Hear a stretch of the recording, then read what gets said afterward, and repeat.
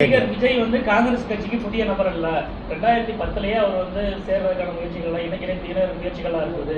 அதனால எங்க கட்சிக்கு அவர் புதுசு இல்லை, புதுசு ஒன்றும் இல்லைன்னு ஜோதிமணி சொல்ல வர்றாங்க. அதை எப்படி பாருங்க? விஜய் நல்ல அறிமுகமான நபர் தானே. புதிய நபர் அல்லன்னு சொல்லும்பொழுது ஒரு அதிகமான நல்ல பெரிய பிரபலமான நடிகர், அதனால் எல்லாருக்கும் அறிமுகமானவர். அந்த அளவுக்கு தான் நான் பார்க்குறேன். காங்கிரஸ் கட்சியோட எந்த விதமான ஃபார்மல் ரிலேஷன்ஸும் அவருக்கு முன்னாடி இருந்தது கிடையாது. அந்த மாதிரி நான் ஒரு செய்தி கேள்விப்பட்டிருக்கேன். ஒரு காலகட்டத்தில் அது இளைஞர் காங்கிரஸில் ஏதோ செயல்பட வேண்டும் என்று அவர் விரும்பினதாக ஒரு சந்திப்பு நடந்ததாக நான் கேள்விப்பட்டிருக்கேன். ஆனால் அதோட ஒரு ஃபார்மல் ரிலேஷன்ஷிப்பும் இன்னும் காங்கிரஸோட எந்த காலத்திலும் இருந்தது. ஏற்கனவே விஜயோட காங்கிரஸ் கட்சி கூட்டணி பேச்சுவார்த்தை வைரலாக பேசப்படுற அந்த மாதிரி அந்த டயத்தில் இப்போ ஜோதிமணி பேசுறத நம்ம கவனிக்க எனக்கு தெரிஞ்சதுக்கு சொல்கிறேன். நான் எனக்கு தெரிஞ்ச வரைக்கும் எந்த விதமான அதிகாரப்பூர்வமான பேச்சுவார்த்தையும் வேறு எந்த கட்சியோடும் எங்களுக்கு கிடையாது.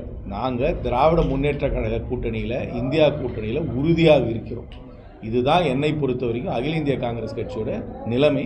இதில் எல்லா கட்சியுமே உங்களுக்கு கட்சி முடிகிற வரைக்கும் எங்கேயும் பேசுறதா சொல்லுவாங்க.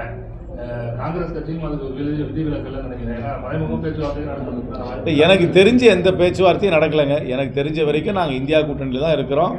உறுதியாக இது திராவிட முன்னேற்ற கழகம் தலைமையிலான கூட்டணியில் தான் காங்கிரஸ் கட்சி அங்கம் வகிக்கிறது. அந்த கூட்டணி தான் தொடரும் என்று நான் முழுமையாக நம்புகிறேன். அந்த கூட்டணி தான் இந்த தேர்தலில் வெற்றி பெறும் என்று நான் நம்புகிறேன்.